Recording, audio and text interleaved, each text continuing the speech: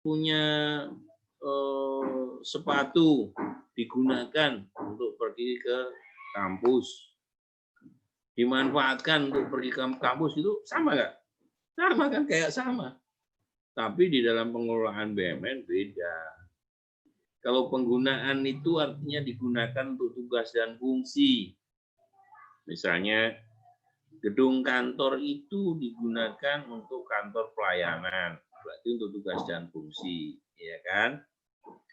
Tapi ada gedung kantornya nganggur sehingga disewakan untuk McD, misalnya McDonald. Nah, itu namanya pemanfaatan sewa.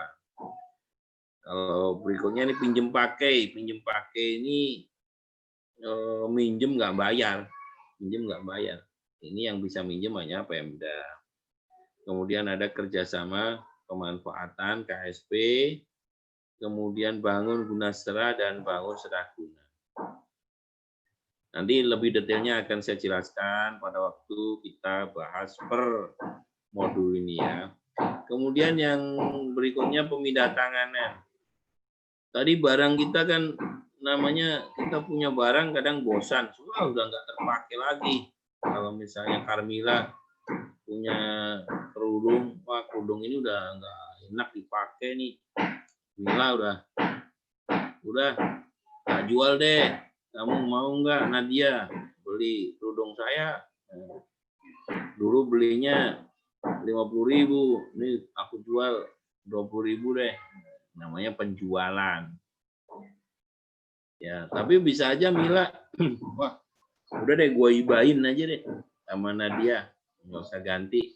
Karena kemarin Nadia juga pernah ngasih saya nih, kasih gantian nih.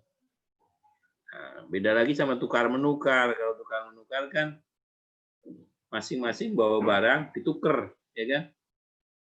Nah, tapi di dalam pengelolaan BUMN ini ada ketentuannya, nukernya tidak nuker sembarangan. Nilainya minimal harus sama.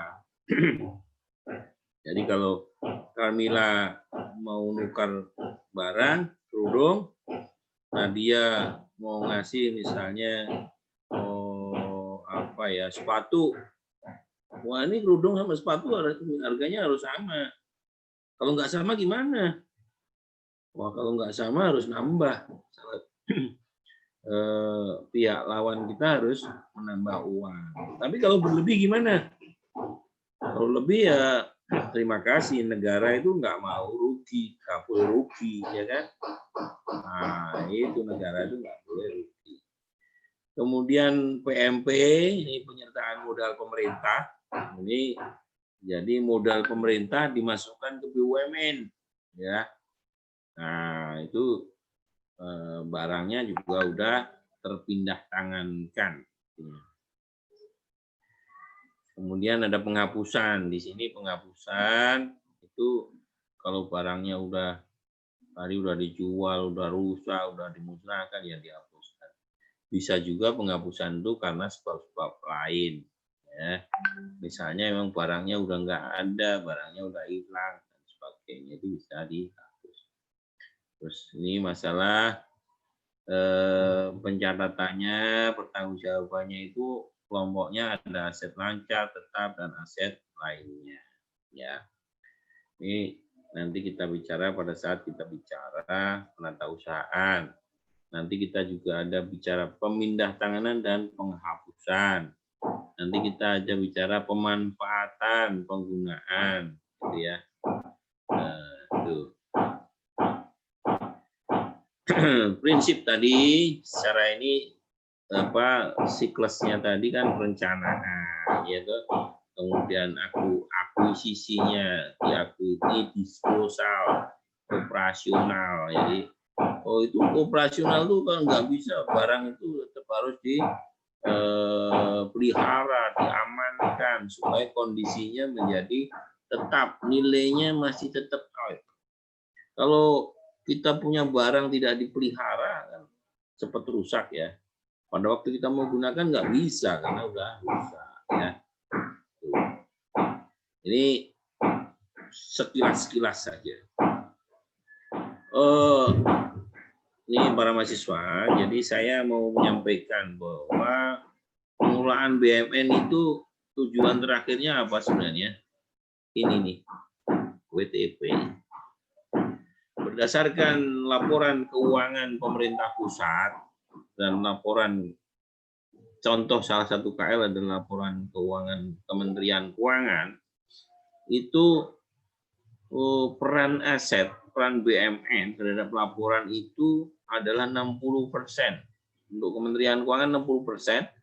Kalau untuk tingkat negara, tingkat pemerintah, itu antara asetnya dengan laporan keuangannya itu berperannya 62%.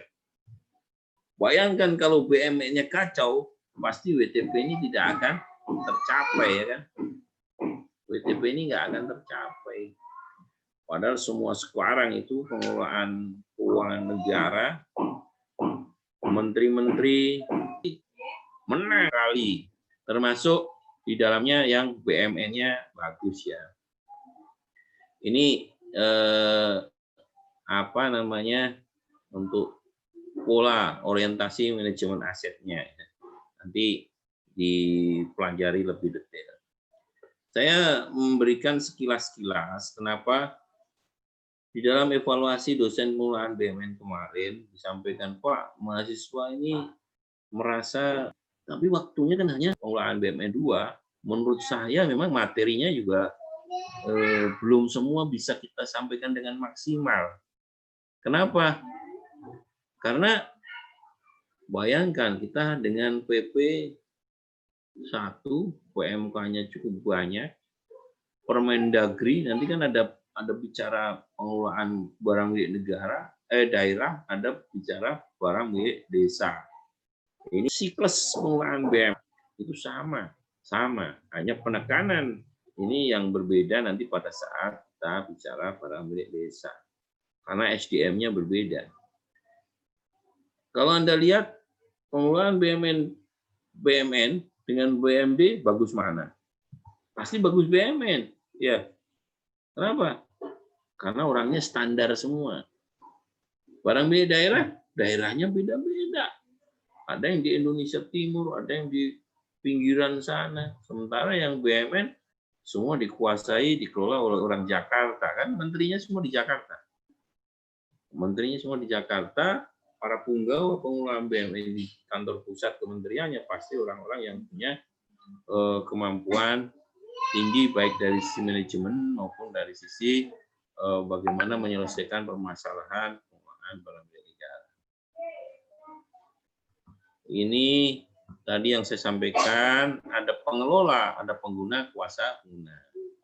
Saya kira udah jelas nih, kalau pengelola itu DJKN, pengguna menteri, kuasa pengguna Satker ya.